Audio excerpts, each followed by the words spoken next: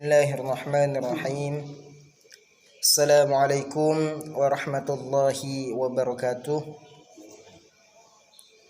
Alhamdulillahi rabbil alamin. Wassalatu wassalamu ala sayyidina Muhammadin wa ala alihi wa sahbihi ajma'in, amma ba'du. Yang saya hormati dosen pengampu mata kuliah Fiqih Wakaf Bapak Kawakib. Yang saya hormati pula kepada kawan-kawan semuanya yang mengikuti mata kuliah fikih wakaf ini. Pertama-tama marilah kita panjatkan puja serta puji syukur kita atas kehadirat Allah Subhanahu wa taala, yang mana Allah Subhanahu wa taala sampai detik ini masih memberikan rahmat, nikmat, taufik serta hidayahnya kepada kita semua, sehingga kita masih bisa melaksanakan aktivitas seperti biasa, yaitu aktivitas melakukan perkuliahan. Kedua kalinya salawat serta salam mari kita haturkan kepada keharibaan Nabi besar kita, yakni Nabi Muhammad sallallahu alaihi wasallam, yang mana beliau telah membawa kita dari zaman jahiliyah menuju zaman yang penuh terang menderang seperti apa yang kita alami pada saat ini. Baiklah, kami dari kelompok 4, terkhusus saya pribadi, yaitu sebagai pemateri pertama, dan sebagai pemateri kedua yaitu saudara Misnadi, dan juga pemateri ketiga yaitu saudara Irfan. Yang mana di sini saya akan menjelaskan pada poin A, yaitu yang mana poin A ini akan dijelaskan oleh saya sendiri sebagai pemateri pertama, yaitu yang pertama yaitu poin A ini sendiri, yaitu menjelaskan tentang mauquf B. 1. Pengertian mauquf B.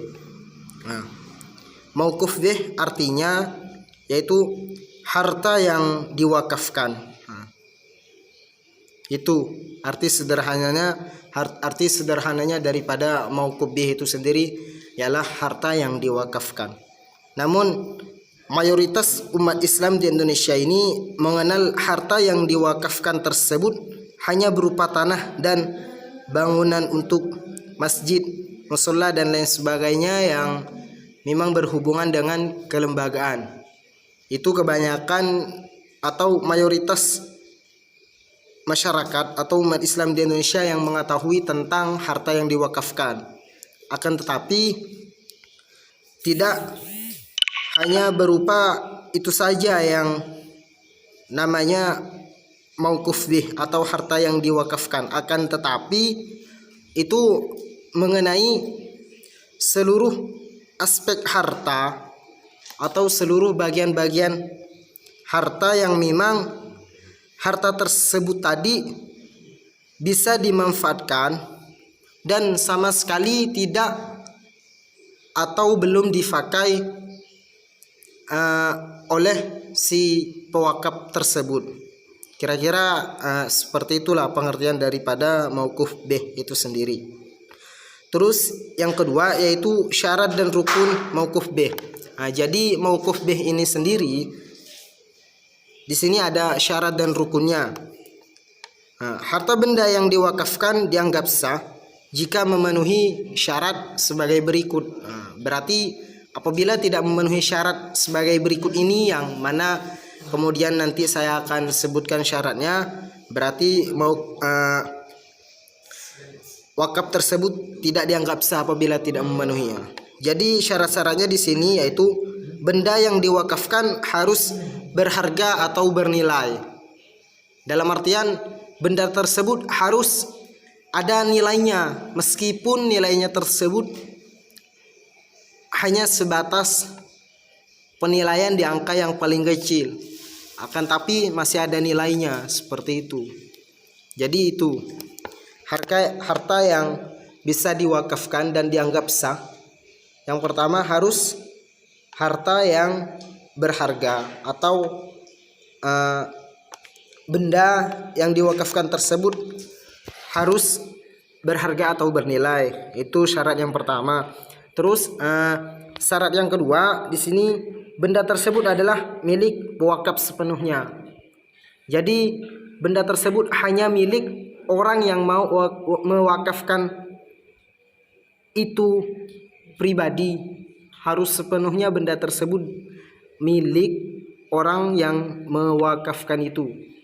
Apabila masih ada selain orang yang mewakafkan itu sama-sama memiliki benda tersebut akan tetapi diwakafkan, maka itu tidak memenuhi syarat-syarat sahnya diwakafkannya suatu benda tersebut. Terus yang kedua, yang ketiga di sini ialah benda yang diwakafkan harus diketahui kadarnya.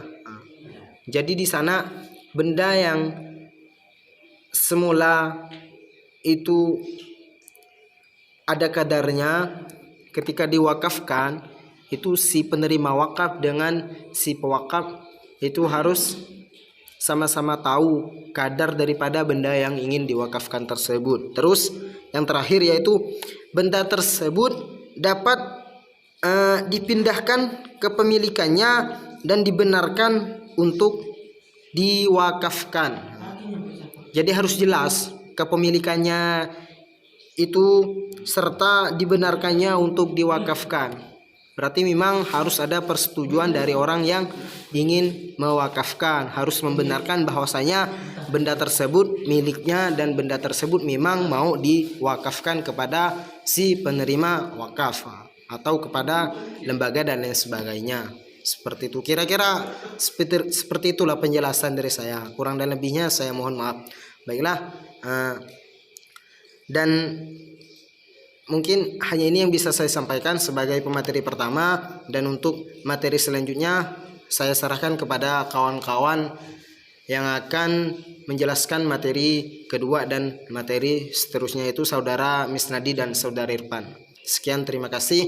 Billahi taufiq wal hidayah. Wassalamualaikum warahmatullahi wabarakatuh.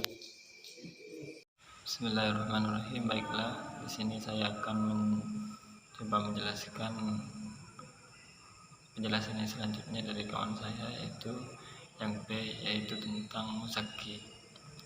Muzaki yaitu pengertian dari muzaki. Muzaki adalah termasuk orang yang dikenai kewajiban membayar kewajiban zakat atas kepemilikan harta yang telah mencapai satu nisab atau satu haul. Menurut Undang-Undang Nomor 38 Tahun 1999 tentang pengelolaan zakat, muzaki adalah orang atau badan yang dimiliki oleh seorang muslim yang berkewajiban menunaikan zakat.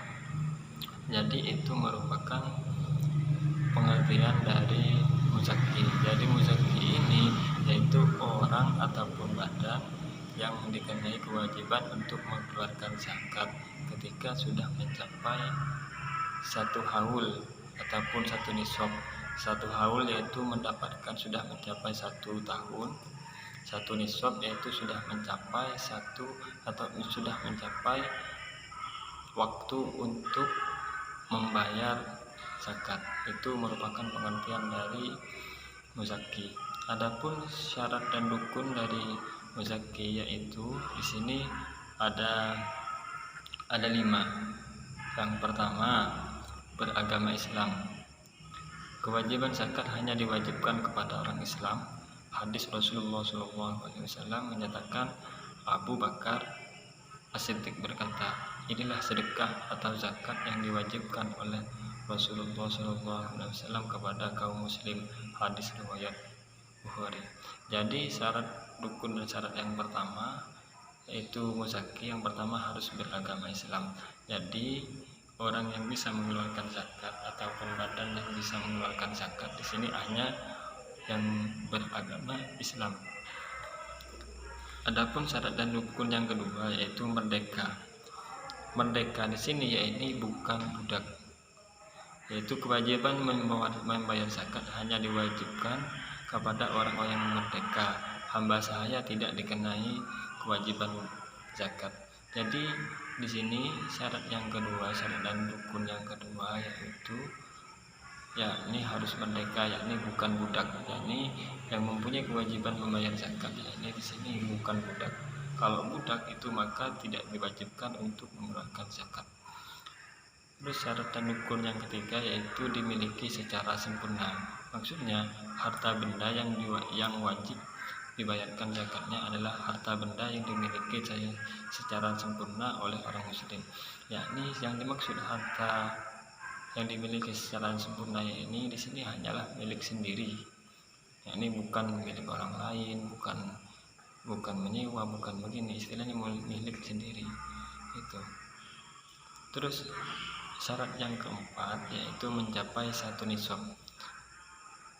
Yang dimaksud satu nisab di sini, ini seorang muslim wajib membayar zakat jika harta yang dimilikinya telah mencapai satu nisab.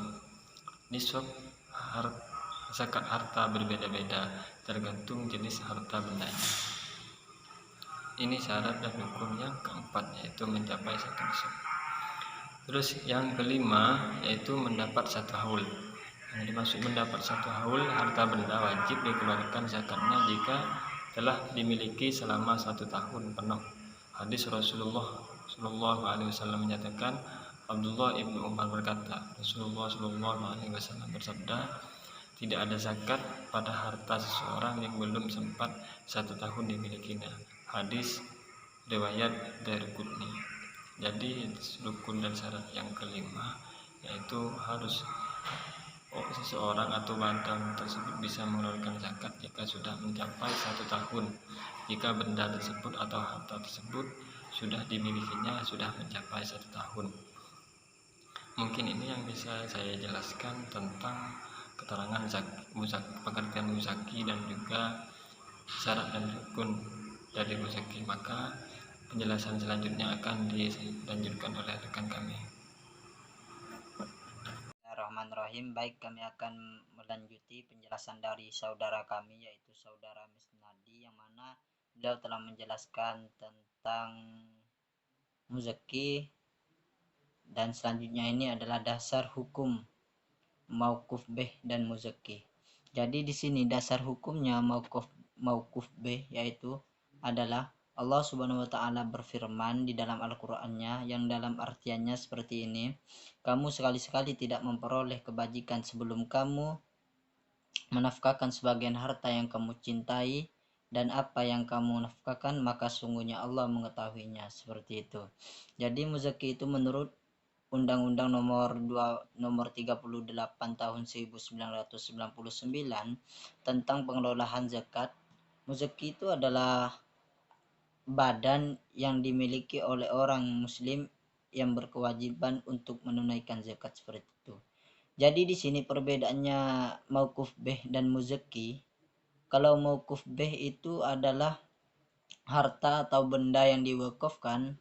Kalau muzaki itu adalah orang yang dikenai kewajiban untuk membayar zakat atas harta yang ia miliki telah mencapai nisab atau haul, seperti itu.